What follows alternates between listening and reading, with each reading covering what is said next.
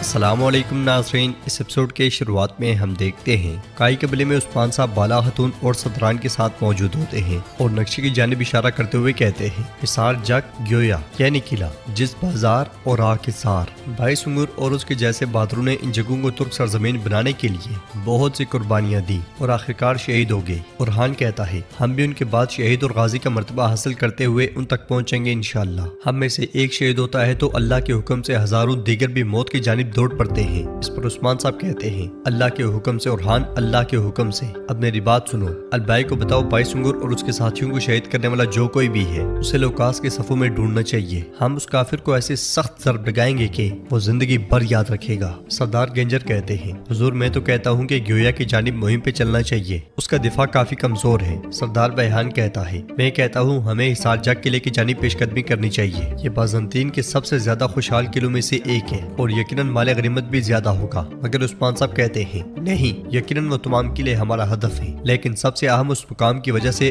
آگ حصار ہے۔ اگر ہم آگ حصار کو لے لیتے ہیں تو ارد گرد کی زمینی تجارت ہمارے قابو میں ہوگی۔ یہ صرف بازنطین کے لیے نہیں، کراسے صاحب کے لیے بھی سخت ضرب ہوگی۔ تو بتاؤ ذرا کیا فوج تیار ہے؟ تو اورحان کہتا ہے کافروں کو شکست دینے کے لیے ہماری فوج تیار ہے حضور۔ عثمان صاحب بیحان صاحب اور گنجر صاحب سے کہتے ہیں جب یہ دونوں اپنی فوجیں آگ حصار کی جانب دوڑائیں گے تب ہم ایک عظیم فتح کی جانب رواں دواں ہوں گے۔ بیگم کہتی ہے چونکہ آپ نے کراسے صاحب کا ذکر کر لیا ہے، مجھے کردین سے معلومات ملی ہے کراسے صاحب نے خراج میں اضافہ کر کے پوری عوام کو اپنے خلاف کر لیا ہے۔ بالا خاتون کہتی ہیں اب آپ کی نظریں اور ہاتھ سغوت کی جانب ہوں بیگم خاتون، کردین کی طرف نہیں، کیونکہ تجارت نہیں رکنی چاہیے۔ یہ سن کر عثمان صاحب کہتے ہیں بالا ٹھیک کہہ رہی ہے، آپ اپنے سغوت کے فریضے سے انصاف کریں۔ یہ سنتے ساتھ ہی بیگم چلی جاتی ہے اور عثمان صاحب یوسف اور سروجہ سے کہتے ہیں آپ سغوت کی حفاظت اور قافلوں کی سلامتی کو یقینی بنائیں گے۔ وہ دونوں بھی حکم کی تعمیل کرتے ہوئے چلے جاتے ہیں۔ پھر عثمان صاحب علاؤالدین اور اورحان سے کہتے ہیں تیاریاں مکمل کرو، آگ حصار کو فتح کرنے سے پہلے آگ حصار کو گولہ بارود اور خوراک فراہم کرنے والے تمام راستے بند کر دو۔ ہم اس کے دیہاتوں اور مرکزوں کو زمین بوس کریں گے،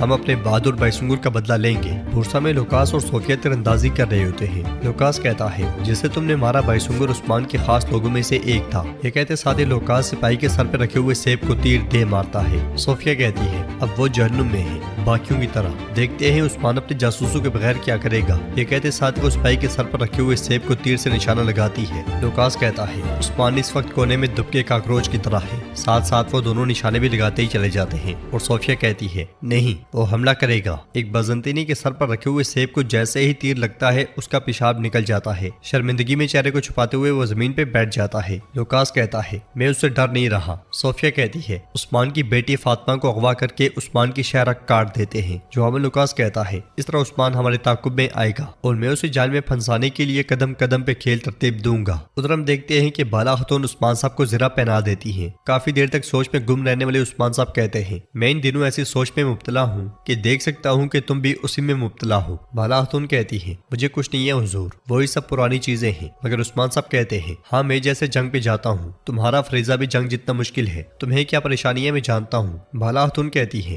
گونجا اور حلوفرا کیا کہہ رہے ہیں ہے نا، پھر سے کوئی چیز آپ کی نظروں سے اوجھل نہ رہ سکی، ذرا بتائیں اتنی پریشانیوں کے بیچوں بیچ کیسے سمجھ گئی؟ جواب میں عثمان صاحب کہتے ہیں تمہاری آنکھوں سے سمجھ گیا، لیکن جان لو کہ یہ رنجش ختم ہوگی۔ چاروں طرف سے دشمن حملہ آور ہے، خاندان میں کوئی رنجش نہیں ہونی چاہیے، ہم محتاط رہیں گے۔ بالا خاتون کہتی ہیں فکر نہ کریں، جو کرنا پڑا کر کے ان میں صلح کروا دوں گی، یہ ان کی نا تجربے کاری ہے۔ جواب میں عثمان صاحب کہتے ہیں بالکل، لیکن تمہاری تربیت سے گزرنے کے بعد سب عظیم سردارنیاں بن جائیں گی، ہمارے بچے اور قبیلہ تمہاری امانت میں ہے۔ بالا بھائی اورحان البائی سے کہہ رہا ہوتا ہے البائی تم بائسنگر کو شہید کرنے والے کمینوں کو ڈھونڈو گے، چاہے وہ زمین کے نیچے بھی جا چھپیں۔ یہ گھٹیا حرکت جس نے بھی کی ہے تم انہیں وہاں سے ڈھونڈ کر نکال لاؤ گے، تمہارا واحد فریضہ یہی ہے۔ تو البائی کہتا ہے شہزادے فکر نہ کریں، سپاہیوں کو وہ جگہ مل گئی ہے جہاں بائسنگر کو شہید کیا گیا، میں وہاں جا کر تحقیقات کروں گا۔ بائسنگر نے کہا کہ کراسے صاحب اور لوکاس نہیں ہے۔ تو اورحان کہتا ہے لیکن یہ لوکاس سے دور بھی کوئی نہیں ہے، یقیناً وہ سائے کی طرح اس کے ساتھ ہے، تمہاری آنکھیں اور کان کھلے رہیں گے، چلو جلدی سے جاؤ۔ یہ سنتے ساتھ ہی البائی چلا جاتا ہے۔ اس لیے میں عثمان صاحب سردار خیمے سے باہر آتے ہیں اور قبیلے کے بیچوں بیچ آ کر کہتے ہیں میرے سرداروں میرے سپاہیوں، شہادت کو جاننے والے ہرگز شکست خوردہ نہیں ہوتے۔ اب بتاؤ شہادت کے راستے پر چلنے کے لیے میرے ساتھ ہو؟ تو سب سپاہی تلواریں بلند کرتے ہوئے کہتے ہیں ہم آپ کے ساتھ ہیں حضور۔ عثمان صاحب پوچھتے ہیں کافروں کو گھٹنوں کے بل گرانے کے لیے کیا میرے ساتھ ہو؟ آخری دم تک لڑنے کی قسم کھاتے ہو؟ جواب میں سب لوگ کہتے ہیں قسم کھاتے ہیں حضور، قسم کھاتے ہیں۔ یہ سن کر عثمان صاحب کہتے ہیں تو پھر تم سب سے آگے میں موجود ہوں گا، میں قسم کھاتا ہوں اللہ ہمارا حامی و ناصر ہو، ہماری جنگ مبارک ہو۔ سب اپنوں سے ملنے کے بعد گھوڑوں پر سوار ہو جاتے ہیں اور قبیلے والوں کی دعاؤں کے ساتھ رخصت ہو جاتے ہیں۔ پیچھے بالا خاتون دعا مانگتے ہوئے کہتی ہیں، شہادت کا جام پینے والے شہداء کے صدقے سے ہمارے اٹھے ہوئے ہاتھوں کو خالی نہ موڑنا، تو ہمارے سردار اور سپاہیوں کو طاقت نصیب فرما، دشمنوں کو شکست خوردہ اور ہمیں فتح نصیب فرما میرے اللہ۔ یہ سن کر سب لوگ آمین آمین آمین کہتے ہیں۔ پھر بالا خاتون کہتی ہیں، تیار ہو جاؤ، ہم سوغوت جا رہے ہیں۔ ہم سوغوت کو یہاں کا سب سے بڑا اور مصروف ترین بازار بنائیں گے۔ قرادین قلعے میں سانجار کراسے سے کہتا ہے، حضور یہ لوگ قرادین قلعے کے سب سے معزز لوگوں میں سے ہیں، ان کی آپ سے کچھ درخواستیں ہیں۔ کراسے لوگوں کی جانب دیکھتے ہوئے کہتا ہے، بتائیں ذرا کیا مسئلہ ہے؟ تو ایک بزرگ کہتا ہے، حضور جو اخراج آپ نے ہمارے لیے طے کیے ہیں وہ ہمارے لیے بہت زیادہ ہیں، ہماری آمدنی کم ہے، ہم اس کا بوجھ نہیں اٹھا سکتے۔ پھر دوسرا کہتا ہے، عثمان صاحب نے ایسا نہیں کیا،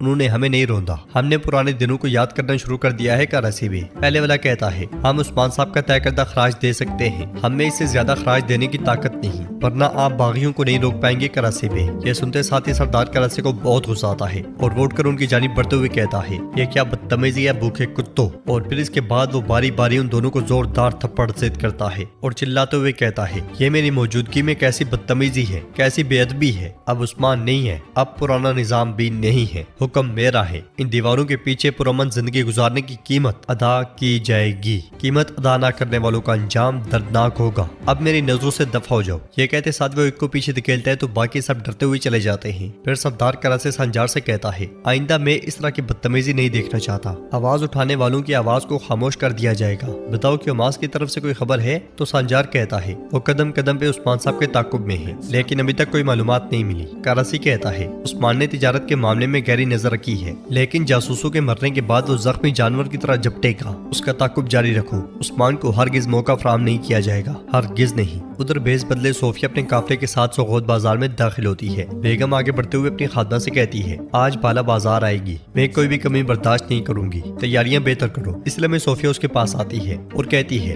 مجھے بتایا گیا ہے کہ یہ بازار آپ کی سوابدید میں ہے، آپ بیگم خاتون ہے نا؟ تو بیگم کہتی ہے، ہاں بالکل، تم کون ہو خاتون؟ تو صوفیہ کہتی ہے، میرا نام ویرونیکا ہے، میں ایک تاجر ہوں اور میں چین سے روم تک بازاروں میں قافلے لاتی ہوں۔ بیگم اسے کہتی ہے، میں تمہارا چہرہ پہلی بار دیکھ رہی ہوں، تمہارا نام پہلے کبھی نہیں سنا۔ جواباً صوفیہ کہتی ہے، کیونکہ سرحد کی جانب میں پہلی بار آئی ہوں، میں نے سوغوت بازار کے بارے میں سنا تو میں نے آنا چاہا۔ یہ کہتے ساتھ وہ دستاویز بھی بیگم کو دکھاتی ہے، جسے دیکھنے کے بعد بیگم کہتی ہے، یعنی کہ تم شہنشاہ کی خصوصی اجازت سے تجارت کر رہی ہو؟ صوفیہ کہتی ہے، بالکل، اور میری آپ کے ساتھ تجارت کرنے کی بہت خواہش ہے۔ بیگم کہتی ہے، پہلے تمہیں اچھی طرح جان لیتے ہیں تاجر ویرونیکا، ہمارے بازار کا اچھی طرح معائنہ کریں۔ صوفیہ کے جانے کے بعد بیگم کہتی ہے، چین سے روم تک، ہاں، اس خاتون کے بارے میں اچھے سے تحقیقات کرو، دیکھتے ہیں کہ کیا یہ حقیقت میں اتنی ہی عظیم تاجر ہے جتنا کہ وہ دعویٰ کر رہی ہے۔ تو ناظرین، اس کے ساتھ یہ ایپیسوڈ بھی اختتام پذیر ہوتی ہے۔ اگر آپ کو ویڈیو پسند آئے تو ویڈیو کو لائک کر دیں، چینل کو سبسکرائب کریں